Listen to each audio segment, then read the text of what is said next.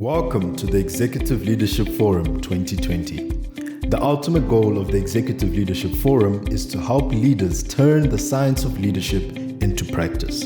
Therefore, we value and share practical experiences to inspire mutual learning and maximize relationships among our client organizations.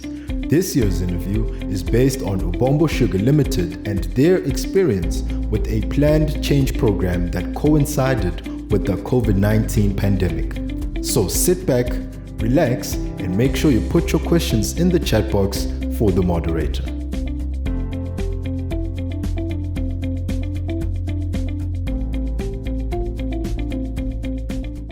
Hello everyone, welcome to the Executive Leadership Forum 2020. My name is Tinashe Chitambira. I will be talking to one of the sugar industry leaders about the organizational change process. Their experience has been extensively covered in the local press, and we're here to hear from them. This year's theme is about driving change, innovation, and inspiring creativity in the workplace. Mr. Oswald Magwenzi, he is the country managing director of Ubombo Sugar Limited in Eswatini. Ubombo Sugar Limited is a member of the Ilovo Sugar Group, the largest sugar producer in Africa. Welcome, Oswald. Thank you.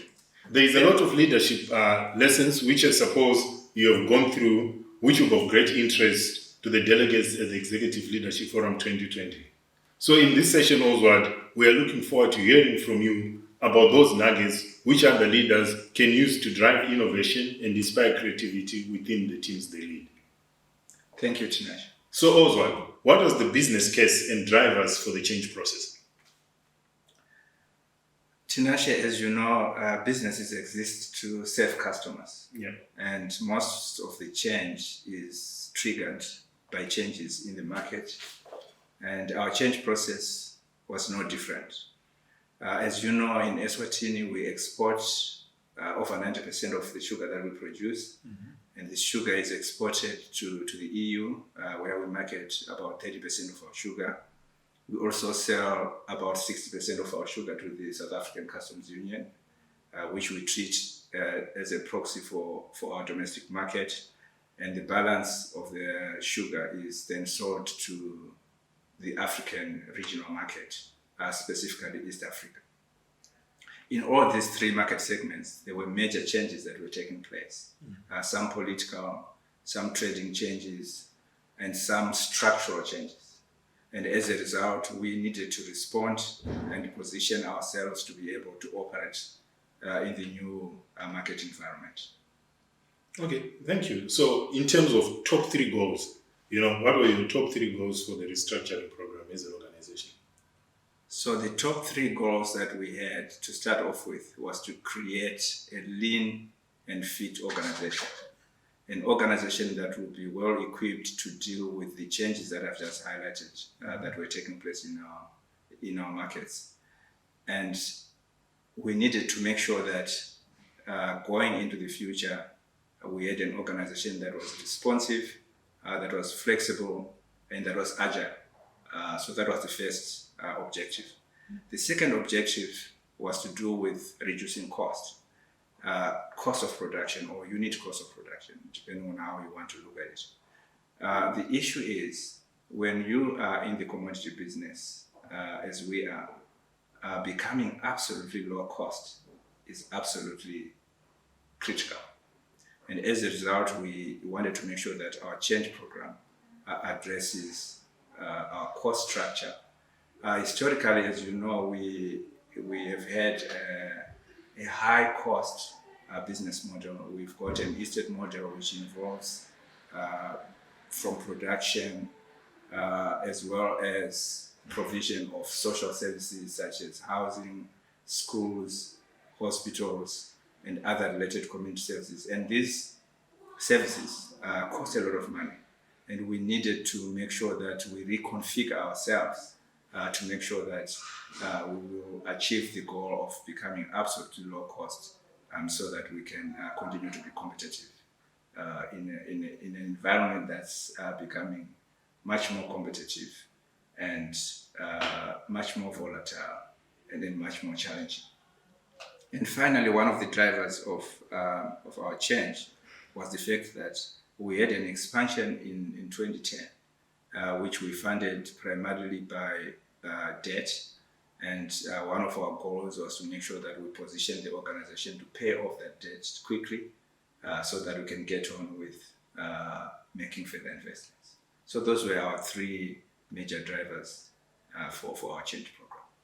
Interesting. So, I mean, as a leader, how would you describe, your experience leading the organization through, such times?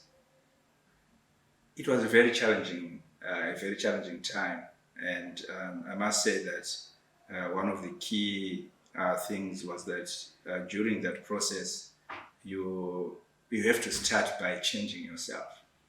And for me, that was one of the most telling things of this whole process, that change starts with you, and your attitude, your approach, and how you show up every day. And that was one of the main things that I experienced as a leader, was just the change that is taking place within yourself. Secondly, it's about the emotions that people feel during a change process. As you can imagine, a change process of this nature involved delayering. In some cases, we were removing layers of management.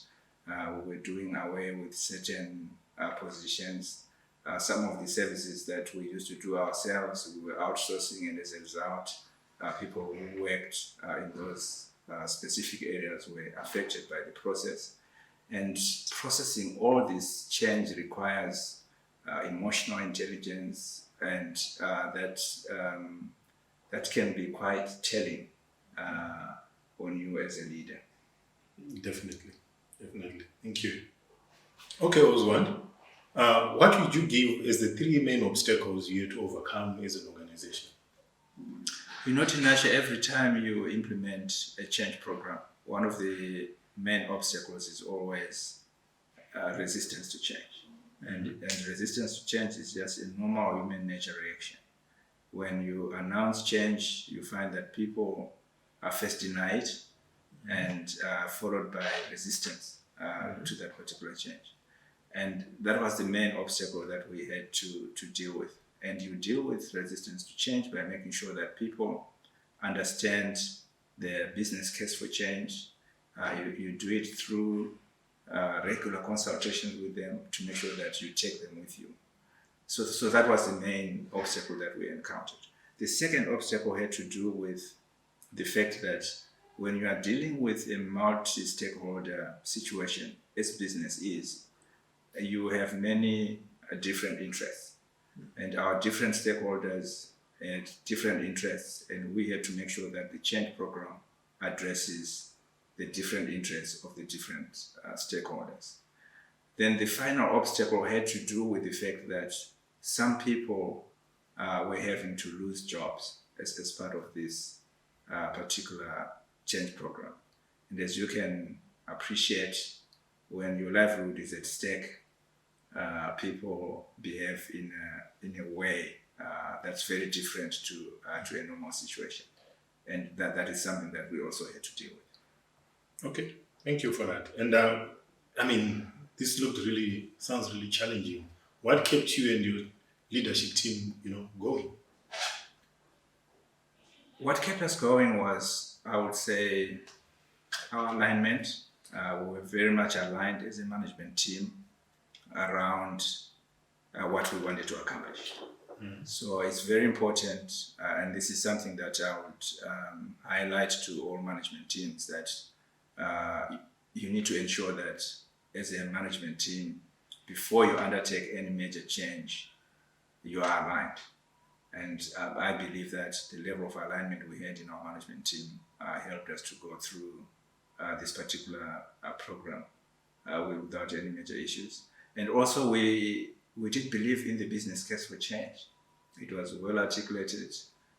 It was a matter of changing or dying, if I can be very extreme. So we needed to respond, and it was very clear to every member of the management team that this was something that absolutely needed to get done. And when you know that, it provides you with the energy to keep going. Yeah, I mean, do or die situation for the business. Yeah, and then earlier on, you referred to getting buy-in from your team. What tactics did you use to get buy-in from the frontline employees? Yeah, so this was a very interesting part of the change program, and we undertook what we called a bundle sessions, and this is a process which targets the full workforce population, where we had people coming in groups of 80, in some cases 50 to 80, I would say, and going through the business case for change and eliciting a contribution from the employees in terms of, if you were in this situation, how would you respond? What are some of the potential solutions that you would come up with? And what was very interesting, Tinashe, is that a lot of the solutions that we had in our minds as management were the same things that the employees were coming up with. That they recognized the fact that we had a high cost structure, and we needed to do something about a lot of elements within our cost structure, and that was very pleasing to see.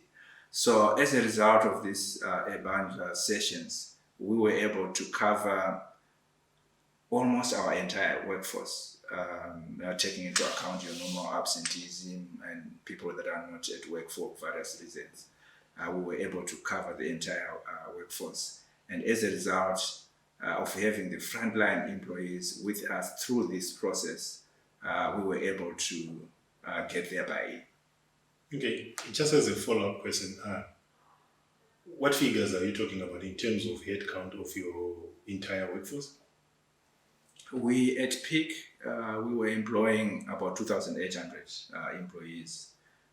And this is a combination of permanent employees and seasonal employees, so a significant workforce. Yeah, that's quite sizable. Also, your thoughts. Why is it crucial for organizations to be able to embrace both the technological and non-technological innovation? Tinashe, the thing is that organizations, by their very nature, have technological and non-technological components.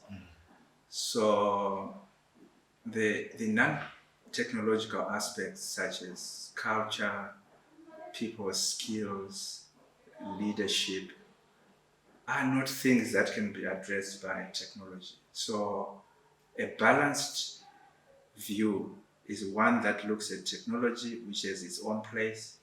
In a big company like ours, we have factories, we've got agricultural operations, we've got IT.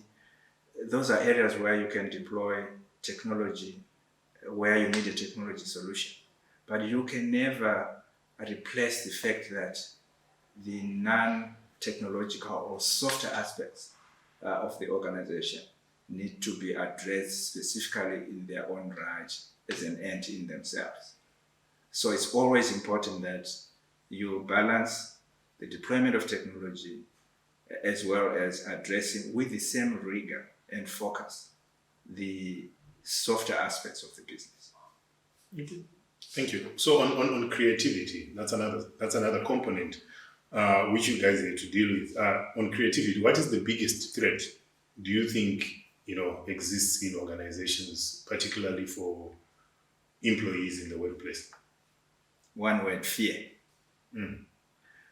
Fears of all kinds, Tinashe. Fear of the unknown, fear of failure, fear of ridicule. People are afraid in organizations.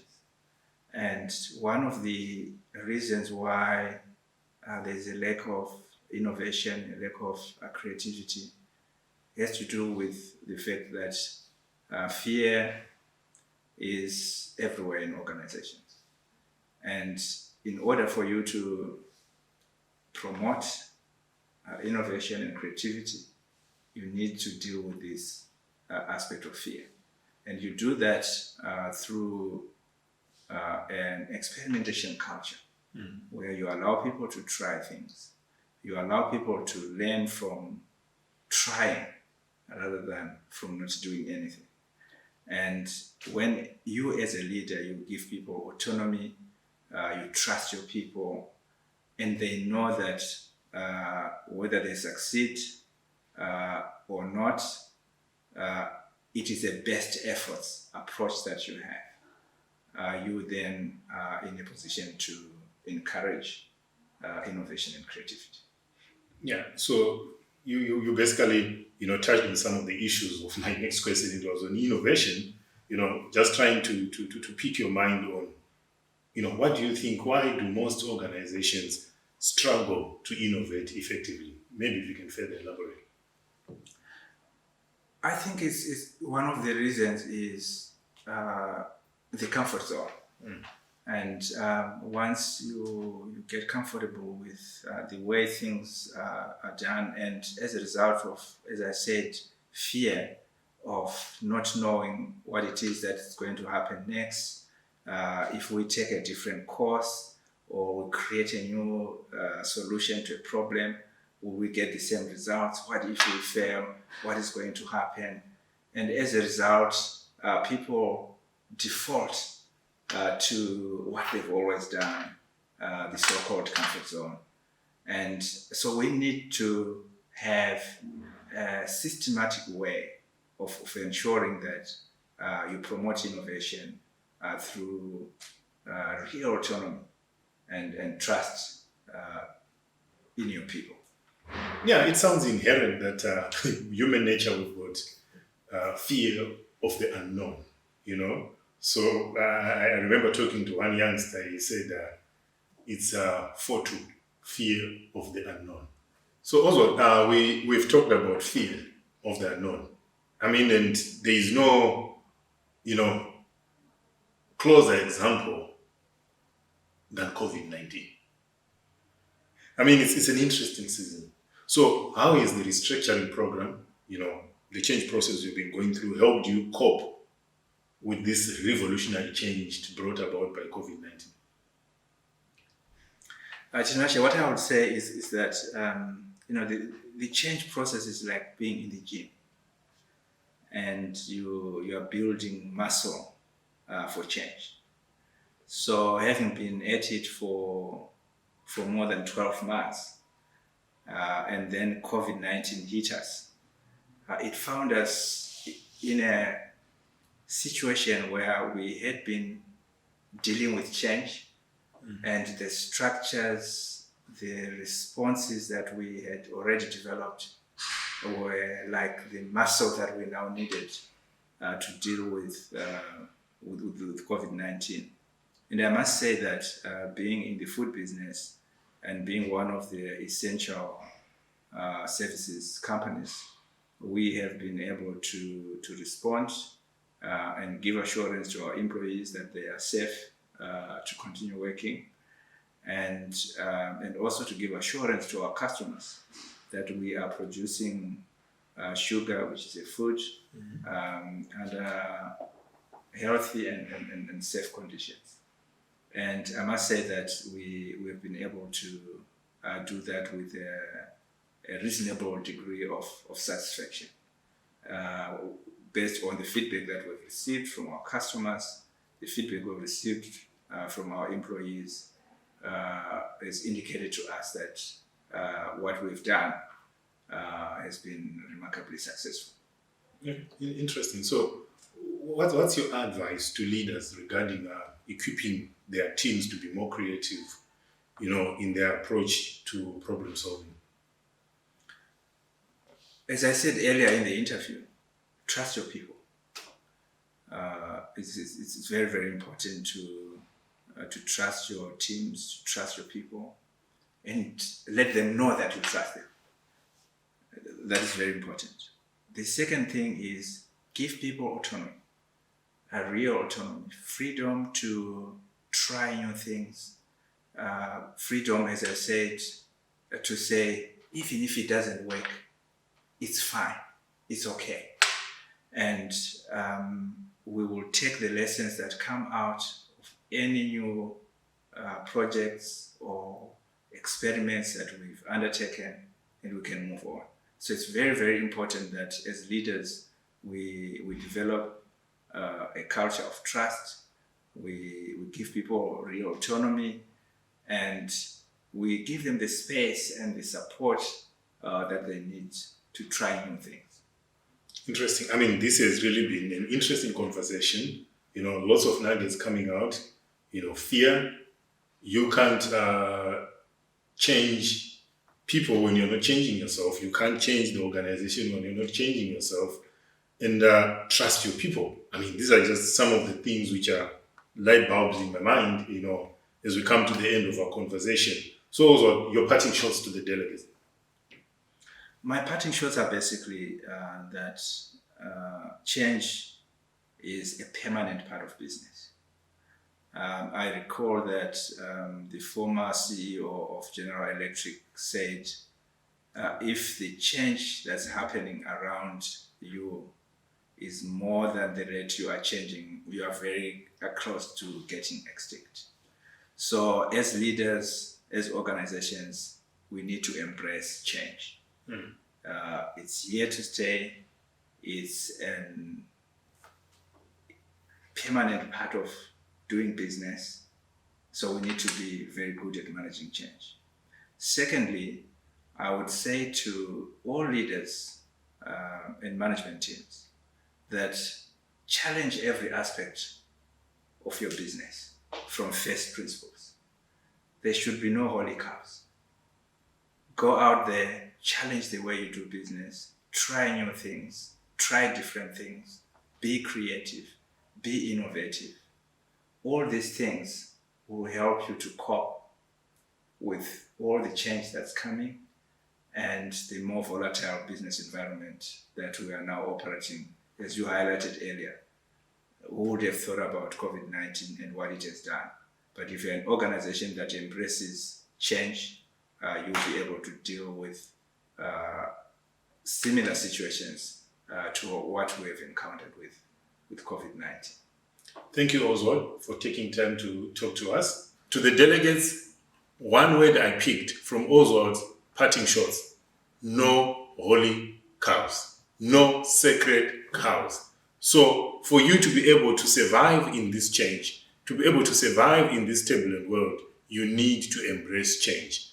I encourage you, as you listen through and as you go through the whole session today, keep your questions coming, type your questions. Also, I will be here to be able to respond to some of your questions, and the whole team will be able to address and engage with you so that at the end of the summit, you leave being more equipped to go out there and make the signs of leadership turned into practice. Thank you.